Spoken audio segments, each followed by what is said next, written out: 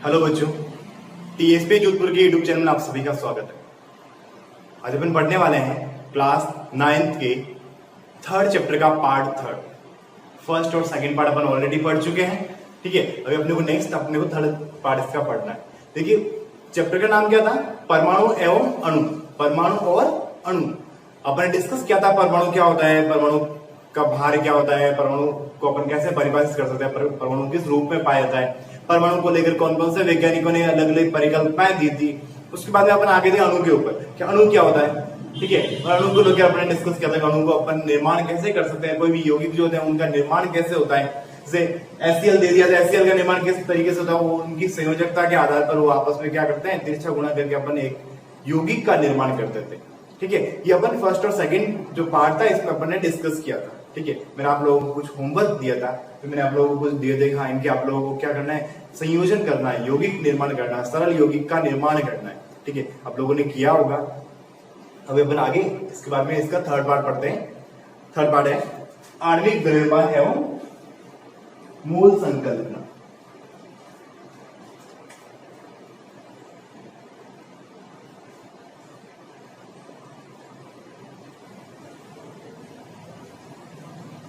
आणविक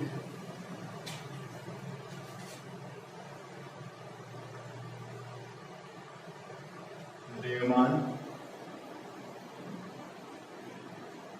एवं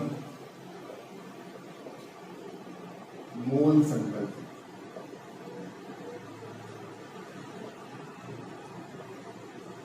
देखिए सबसे पहले डिस्कस करेंगे अपन लोग आणविक द्रव्यमान के बारे में। अणु के बारे में पढ़ा था, तो अणु से रिलेटेड क्या नेक्स्ट पार्ट अपना आणविक द्रव्यमान। नेक्स्ट क्या अपने पास में आणविक द्रव्यमान, ठीक है। देखिए आपने पढ़ा था परमाणु द्रव्यमान, परमाणु का भार पढ़ा था ना अपन ने, जैसे अगर अपन ने डिस्कस किया था सर ऑक्सीजन का 16 होता है, ऑक्सीजन का 16 होता है, नाइट्रोजन का 14 होता है, कार्बन का 12 होता है। वैसे अपन क्या डिस्कस करेंगे, आणविक द्रव्यमान। कोई भी अणु की अगर बात करें अपन लोग तो उसका द्रव्यमान कितना होता है उसके बारे में डिस्कस करेंगे, ठीक है। ज्यादा हार्ड नहीं है, एकदम सिंपल सा पार्ट है ये। जैसे आप लोगों ने परमाणु निकाला था वैसे इसको ध्यान में रखना। परमाणु मैंने आप लोगों को कुछ लिखवाए थे परमाणु के द्रव्यमान के बारे में, तो वो आप लोगों को प्रॉपर्ली लर्न है, तो आप लोग आणविक द्रव्यमान करने में कोई दिक्कत नहीं आएगी आप लोगों को, है ना। देखिए एग्जाम्पल देखिए आप लोग, एक छोटा सा एग्जाम्पल है H2। छोटा सा एग्जाम्पल है H2, एक जल का एक अणु है, जल का एक अणु है। अब इसका आप लोगों को क्या निकालना है, आणविक द्रव्यमान निकालना है, जल के अणु का आणविक द्रव्यमान निकालना है। आणविक द्रव्यमान को अपन सिंपल भाषा में ये बोल सकते हैं कि किसी अणु के अंदर उपस्थित सभी परमाणुओं का के द्रव्यमानों का योग। इस किसी अणु में उपस्थित, जैसे ये जल का अणु है, इसके अंदर उपस्थित सभी परमाणु, कितने परमाणु है, 3 परमाणु है, इन तीनों परमाणुओं के द्रव्यमानों का योग उस परमाणु का आणविक, उस अणु का आणविक द्रव्यमान कहलाएगा। क्लियर हो गया आप लोगों को, ठीक है। तो देखिए मॉलिक्यूलर मास की बात करें अपन लोग, देखिए H2 कितना होता है, हाइड्रोजन का कितना होता है 1, तो ये 2 है तो अपन क्या लिखेंगे 2 into 1 प्लस ऑक्सीजन का कितना होता है 16, ठीक है। कितना लिख दिया अपन ने, 16 लिख दिया, तो ये कितना हो गया 2 प्लस 16 18। कितना आ गया आणविक द्रव्यमान, कितना आ गया इसका 18। अपने पास में H2 का आणविक द्रव्यमान आ गया 18। नेक्स्ट देखिए HCl, क्या लिया अपन ने HCl, हाइड्रोजन कितना होता है 1 प्लस Cl का कितना होता है क्लोरीन का 35.5, कितना हो गया 36.5। आ गया अपने पास 36.5। इसलिए सिंपल है, एकदम सिंपल से आणविक द्रव्यमान है आप लोगों के कोर्स के अंदर। किसी का भी आप लोग आणविक द्रव्यमान निकाल सकते हो, लेकिन कंडीशन क्या है, आप लोगों को उसका परमाणु का द्रव्यमान पता होना चाहिए। जब तो आप लोगों को उसके परमाणु का द्रव्यमान नहीं पता, आप लोग दूसरा फाइंड नहीं कर सकते। अगर वो आप लोगों को प्रॉपर्ली लर्न है तो आप लोग क्या कर सकते हो, इसको आप लोग तैयार कर सकते हो, ठीक है। अगर किसी बच्चों को डाउट लगे, किसी बच्चों को लगे कि हाँ सर हमने तो पार्ट पढ़ा ही नहीं है, तो आप लोग पहले ये काम कर ले, पहले फर्स्ट पार्ट पढ़ ले प्रॉपर्ली, फिर फर्स्ट पार्ट आप लोग प्रॉपर्ली पढ़ लोगे, फिर सेकंड पार्ट पढ़ना है, फिर थर्ड पार्ट पढ़ना है। ये इस चैप्टर का लास्ट पार्ट है। आप लोग डायरेक्ट अगर थर्ड पार्ट पढ़ने की इच्छा जाता होगी, डायरेक्ट हम थर्ड पार्ट पढ़ लेते हैं, तो क्या होगा आप लोगों को प्रॉपर्ली चैप्टर समझ में नहीं आएगा, क्योंकि जब तो आप लोगों ने फर्स्ट और सेकंड पार्ट नहीं पढ़ा है तो आप लोगों को नेक्स्ट पार्ट समझ नहीं आएगा। क्योंकि अगर अपन गिनती स्टार्ट करेंगे तो 1 2 3 4 5 ऐसे स्टार्ट करेंगे। ऐसा नहीं है कि शुरुआत में अपने को गिनती बोलने के लिए बोले, अपन बोलते हैं 7 8 9 10 11, क्योंकि आप लोगों को 1 से लेके 6 तक आएगा, तभी तो आप लोग 7 बोलोगे, ठीक है। इसलिए आप लोग फर्स्ट और सेकंड पार्ट एक बार वापस रिवाइज कर ले, और उसके बाद में आप लोग से ये आणविक द्रव्यमान होगा। नेक्स्ट देखिए मैंने लिया HNO3, मैंने लिया HNO3।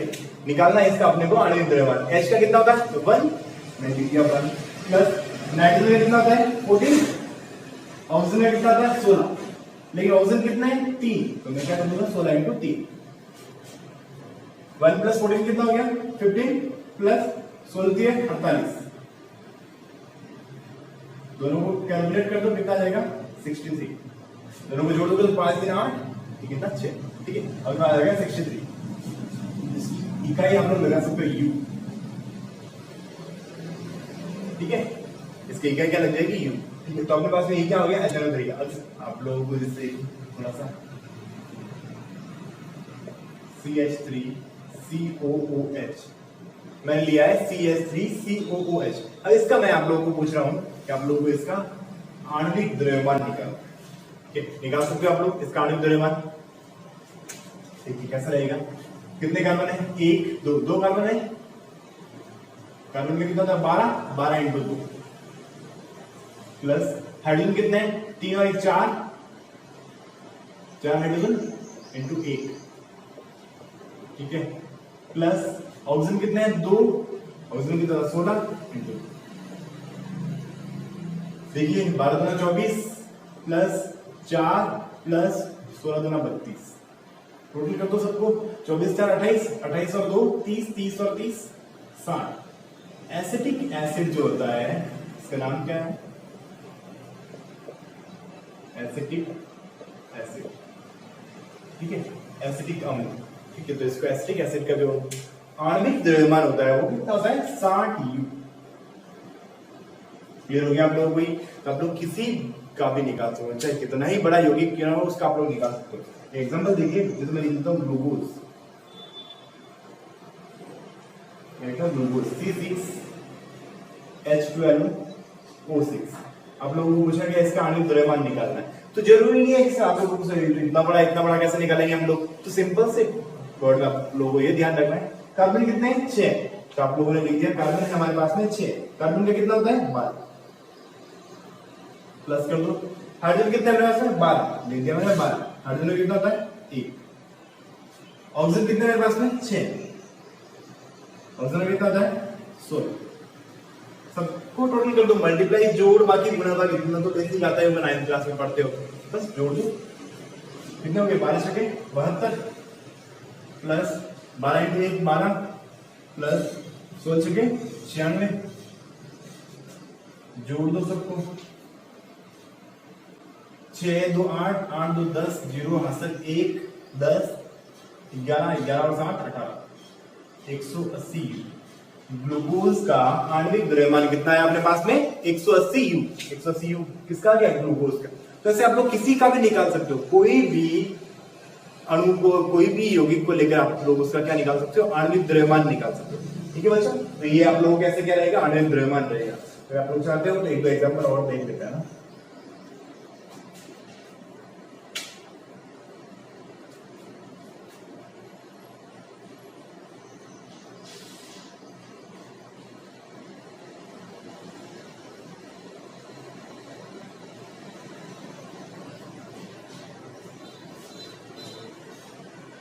इसमें लेता हूं H2SO4।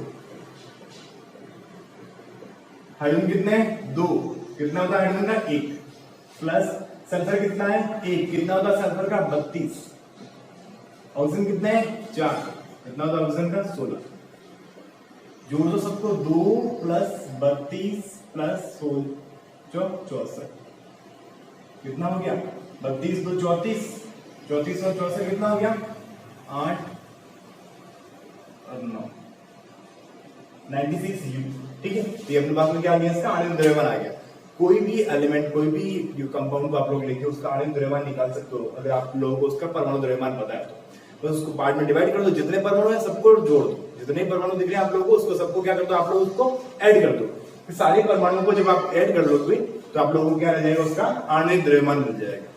क्लियर हो गया आप लोगों को? क्या किसी भी यौगिक का अपन लोग आणविक द्रव्यमान किस तरीके से अपन लोग निकाल सकते हैं? क्लियर हो गया? चलिए आगे बढ़ते हैं अपन लोग मोल संकल्पना। अपने पास में क्या है? मोल संकल्पना। चलिए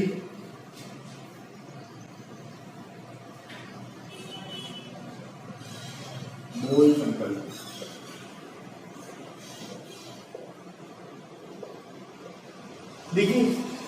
होता है, पहले अपने को ये डिस्कस करना है कि मोल क्या होता है। एक मोल क्या होता है? एक मोल किसी भी अणु का जो कुल भार रहेगा वो एक मोल कहलाएगा। किसी भी अणु का कुल भार, जैसे अगर मान लो मैं बात करता हूं जल की, तो H2O जो है, H2 का भार कितना होता है? 18 ग्राम। तो ये किसके बराबर है? एक मोल के बराबर है। किसके बराबर रहेगा? ये एक मोल के बराबर रहेगा। किसी भी यौगिक का जो किसी भी यौगिक का अपन क्या ले सकते हैं? अपन लोग उसके उस अणु का अपन लोग भार लेते हैं। उस अणु का क्या लेंगे? अपन भार लेंगे, कुल भार। वो किसके बराबर होगा? एक मोल के बराबर होगा। जैसे मान लो मैंने अमोनिया को लिया है, तो अमोनिया की 17 ग्राम, NH3 अमोनिया के 17 ग्राम किसके बराबर होगा? एक मोल। और जल लिया था अपन ने, H2O लिया था, तो H2O के कितने? 18 ग्राम किसके बराबर है? एक मोल। अगर मैं सल्फ्यूरिक एसिड ले लेता हूं H2SO4, क्या बोलते हैं इसको? सल्फ्यूरिक एसिड, सल्फ्यूरिक अम्ल। ठीक है, ये क्या रहेगा? सल्फ्यूरिक अम्ल, जिसे अपन लोग क्या कहते हैं? अम्लों का राजा कहते हैं। ये क्या है? अम्लों का राजा। क्या नाम है इसका? सल्फ्यूरिक अम्ल। सल्फ्यूरिक अम्ल को क्या कहते हैं? अम्लों का राजा कहते हैं। अब ये मत सोचना अक्सर अम्लों की रानी भी किसी को कहते होंगे, अब सिर्फ राजा ही होता है, क्योंकि राजा की शादी नहीं हो रही। ठीक है, तो अपने पास में क्या आ गया? सल्फ्यूरिक अम्ल आ गया, अम्लों का राजा। अब सल्फ्यूरिक अम्ल के 98 ग्राम किसके बराबर होता है? एक मोल के बराबर। किसके बराबर रहेगा? एक मोल के बराबर रहेगा। आप लोगों को सर 98 कहां से? अभी थोड़ी देर पहले अपन ने इसका आणविक द्रव्यमान निकाला था, H2SO4 का अपन ने आणविक द्रव्यमान निकाला था, उसमें अपने पास में कितना आया था? 98। ठीक है, तो ये 98 ग्राम किसके बराबर है? एक मोल के बराबर है। तो अपन ये कह सकते हैं कि किसी भी यौगिक का जो ये आणविक द्रव्यमान, जो उसका कुल आणविक द्रव्यमान है, वो किसके बराबर रहेगा? एक मोल के बराबर रहेगा। किसके बराबर कर देंगे अपन उसको? एक मोल के बराबर। ठीक है, अब ये ध्यान रखना आप लोगों को, ये जो भी अपन लोग एक मोल ले रहे हैं, जो भी सबको अपन एक मोल ले रहे हैं, उसके अंदर उपस्थित अणुओं की संख्या कितनी रहेगी? अणुओं की संख्या जो रहेगी वो रहती है 6.022 इंटू 10 की पावर 23। 6.022 इंटू 10 की पावर 23 अणु, इतने अणु उस एक मोल में उपस्थित है। किसी भी यौगिक का एक मोल मतलब क्या हो गया? कि उसके अंदर उपस्थित अणु जो है वो 6.022 इंटू 10 की पावर 23 अणु है। ठीक है, अगर अपन जल की बात करें तो जल के अंदर, जल के 18 ग्राम के अंदर कितने अणु उपस्थित है? कितने अणु उपस्थित है? अगर अपन लोग सल्फ्यूरिक अम्ल की बात करें, सल्फ्यूरिक अम्ल के 98 ग्राम में कितने अणु उपस्थित है? कितने अणु उपस्थित है? इसको अपन लोग Na से दर्शाते हैं, Na। आप लोगों को सर ये Na क्या होता है? N क्या होता है? नंबर। N क्या होता है यहाँ पर? नंबर। और A क्या होता है? अवोगाड्रो। N किसको रिप्रेजेंट करता है? नंबर को, संख्या को, और A रिप्रेजेंट करता है यहाँ पर अवोगाड्रो। एमिलियो अवोगाड्रो नाम के एक वैज्ञानिक थे, उन्होंने सबसे पहले इसको क्या किया था? डिस्कवर किया। इन्होंने सबसे पहले इसको ज्ञात किया था, इसलिए उनकी याद के अंदर अपन लोग इसको क्या लिखते हैं? Na लिखते हैं। ये जो भी जो नंबर लिख रहा है इस नंबर को अपन लोग क्या लिखते हैं? Na लिखते हैं। और यहाँ पर N क्या है? नंबर, और A क्या है? अवोगाड्रो। ठीक है, क्योंकि अवोगाड्रो ने उसको ज्ञात किया था, इसलिए उसको अपन लोग Na लिखते हैं। ठीक है, तो ये अपने पास में क्या हो गया कि हाँ, ये जो नंबर है वो अवोगाड्रो नंबर है। इसको अपन लोग क्या कह सकते हैं? अवोगाड्रो नंबर, अवोगाड्रो संख्या।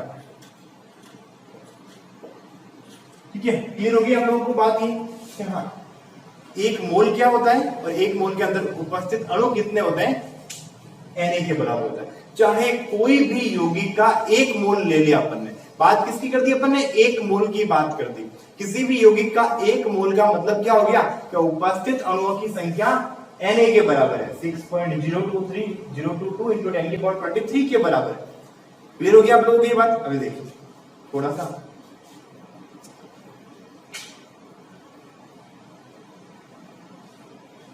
आप लोग साथ साथ में नोट्स बनाते रहे, साथ साथ में लिखते रहे, ताकि आप लोगों का जो मटेरियल है वो प्रॉपर्ली प्रिपेयर हो जाए, साथ साथ प्रिपेयर हो जाए। अगर आप लोगों को लगता है सर ने मिटा दिया, आप वीडियो को बैक करके पोज करके लिख ले रहे, ताकि आप लोगों का नोट्स प्रिपेयर होते रहे साथ साथ में। देखिए अपने को क्या देखना है, एक मोल, एक मोल बराबर क्या रहेगा, यौगिक का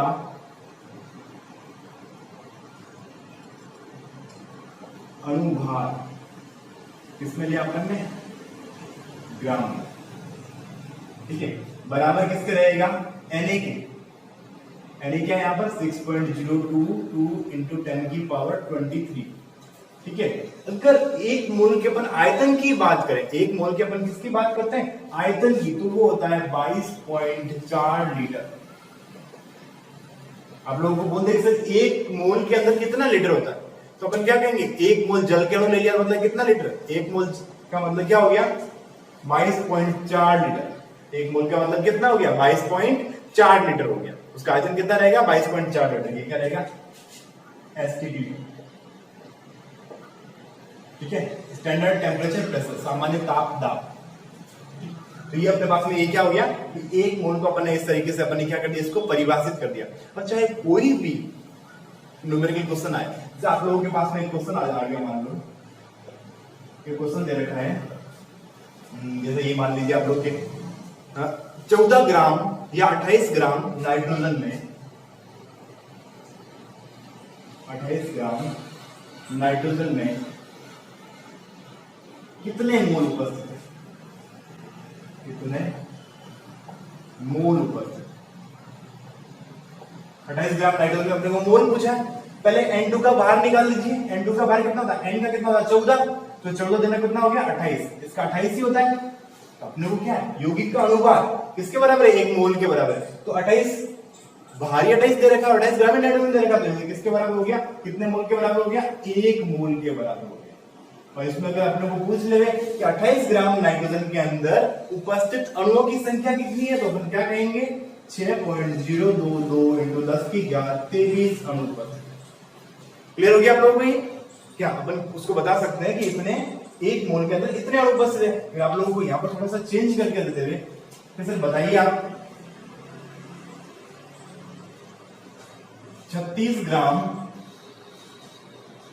H2O लिया, ठीक है, आपको पूछ लिया मोल पूछ लिया, अणुओं की संख्या पूछ ली। अपने को पता है जल का कितना होता है 18, जल का कितना होता है 18 ग्राम, 18 ग्राम होता है, निकाल लो मोल, 18 ग्राम बराबर एक मोल। अपन क्या कहेंगे 18 ग्राम बराबर कितना होता है एक मोल।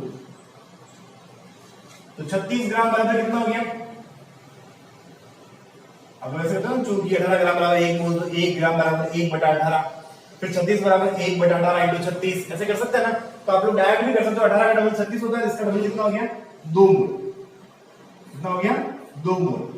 अब अपने को पूछे कि इसके अंदर उपस्थित अणुओं की संख्या कितनी है, तो अपन कह देंगे कि सिर्फ एक मोल के अंदर तो इतना था अपने पास 6.022 इंटू 10 की पावर 23 था, ठीक है। तो 2 के अंदर कितना रहेगा, इस संख्या को 2 से गुणा कर दो, 2 इंटू 6.022 इंटू 10 की पावर 23 कितना हो जाएगा, इसका कर लो 44012 इंटू 10 की पावर 23।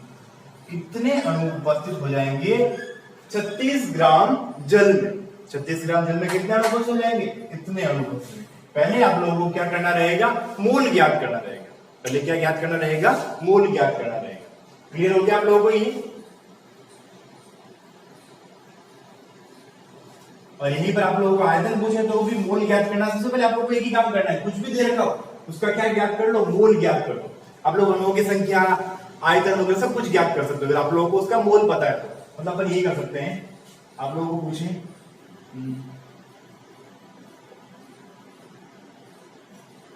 अणुओं की संख्या पूछते हैं, तो आप लोग क्या करोगे, मोल इंटू Na। Na पता है आप लोगों को कितना होता है, ठीक है। अणु की संख्या पूछे, जितने मोल है उसको Na से गुणा कर दो, क्या देगा आप लोगों के, अणु की संख्या जाएगी। आप लोगों को परमाणुओं की संख्या पूछी, परमाणुओं की संख्या तो क्या करोगे, परमाणुकता इंटू मोल इंटू Na। अपने क्या एंटर किया, परमाणुकता के कितने परमाणु उसके अंदर उपस्थित है, कितने उसके अंदर परमाणु उपस्थित है। ठीक है, अगर आप लोगों को पूछे जल के अंदर कितना है तो अपन क्या कहेंगे, जल H2O कर दिया, H2O की परमाणुकता कितनी है 3, तो अपन क्या कहेंगे 3। ठीक है, कितने मोल है 2, 3, 4 मोल, जितने भी मोल है अपन मोल लिख देंगे इनटू Na कर देंगे, तो उसमें क्या जाएगी, परमाणु की संख्या आ जाएगी, कितने परमाणु की संख्या उसमें उपस्थित है। आप लोग ये जरूरी नहीं है कि हाँ 2 H के है, 1 ऑक्सीजन का है, टोटल परमाणुकता कितनी है वो आप लोगों को यहाँ पर प्रूव कर देंगे। ठीक है, वैसे अपन क्या निकाल सकते हैं, अणु और परमाणुओं की संख्या निकाल सकते हैं। आप लोगों को द्रव्यमान पूछ लेगा, कभी कभी आप लोग ऐसे दे दिया जाता है कि 0.5 मोल अमोनिया का द्रव्यमान ज्ञात करो। ठीक है, तो अपने को पता है कि 1 मोल अमोनिया बराबर कितना होता है, 1 मोल अमोनिया NH3 किसके बराबर होता है, 17 ग्राम के बराबर होता है। ठीक है, तो 0.5 कितना हो गया, आधा मोल, तो आधा मोल कितने किसके बराबर होगा, कर लो 17 बटा 17 इंटू 0.5 कर लो सॉल्व, कितना हो गया 8.5 ग्राम। ठीक है, 8.5 ग्राम अपने पास में आंसर आ जाएगा, 8.5 ग्राम के बराबर होता है। तो जो भी क्वेश्चन दे रखा हो, कि जैसे अपने क्वेश्चन लिया था अपन ने कि 0.5 मोल अमोनिया का द्रव्यमान कितना होता है, तो अपन ने क्या किया, अपने को 1 मोल करना है, कुछ भी दे रखा उसको 1 मोल में ले। 1 मोल बराबर कितना होता है, 17 होता है, तो आधा मोल बराबर कितना हो गया, 8.5 हो गया, 17 का आधा कितना होता है, 8.5 ही होता है। तो ऐसे आप लोग क्या कर सकते हो, जो भी न्यूमेरिकल्स क्वेश्चन आता है उन क्वेश्चंस को आप लोग क्या कर सकते हो, सॉल्व कर सकते हो। ठीक है बच्चों, ये बातें आप लोगों के यहाँ पर क्लियर होती है। किसी भी टाइप के क्वेश्चन तो आप लोग जब तक क्वेश्चंस की प्रैक्टिस नहीं करोगे, जब तक आप लोग क्वेश्चंस की प्रैक्टिस नहीं करोगे तब तक ये क्वेश्चन सॉल्व नहीं होने वाले हैं, क्योंकि बिना प्रैक्टिस के इन क्वेश्चंस को आप लोग सॉल्व नहीं कर सकते हो। मैंने कुछ एग्जांपल के तौर पे क्वेश्चंस भी करवाए हैं, कुछ फॉर्मूले भी लिखे हैं, परमाणु की संख्या कैसे निकालते हैं, अणुओं की संख्या कैसे निकालते हैं। ठीक है, तो आप लोग उसकी तरह से आप लोग क्या कर सकते हो, क्वेश्चंस को सॉल्व कर सकते हो। ठीक है, अब रही बात आप लोगों को परमाणुओं की संख्या की जगह मोल दे दिया हो, अणुओं की संख्या दे रखी हो, तो आप लोग उसको क्या कर सकते हो, भाग दे सकते हो। ठीक है, जैसे कि मान ऐसा दे रखा हो, जैसे आप लोगों को मोल पूछा है, अणुओं की संख्या दे रखी है, तो बटा आप लोग क्या कर सकते हो, Na कर सकते हो। अणुओं की संख्या दे रखी है, बटा आप Na कर दो। ठीक है, तो उससे क्या जाएगा, उसमें मोल आ जाएंगे। ठीक है, तो आप ऐसे क्या ज्ञात कर सकते हो, उसका मोल ज्ञात कर सकते हो। तो ये कुछ फॉर्मूला तो दो जो मैंने लिखे थे वही है, उन्हीं को आप लोगों को क्या करना है, चेंज करना है। ठीक है, आप लोग न्यूमेरिकल क्वेश्चंस ट्राई करें, नहीं होंगे तो आप लोग कमेंट बॉक्स में क्वेश्चन डाल दोगे तो आप लोगों को उसका सॉल्यूशन मिल जाएगा। ठीक है बच्चों, तो ये जो थर्ड चैप्टर था अपने पास में परमाणु एवं अणु, वो चैप्टर अभी कंप्लीट होता है। जो आप लोगों का नया सिलेबस आया है एनसीईआरटी सिलेबस, उसके अकॉर्डिंग अपन ने 3 चैप्टर पढ़ लिए, फर्स्ट सेकंड चैप्टर और थर्ड चैप्टर, ये 3 चैप्टर अपने ये भी कंप्लीट हो गए।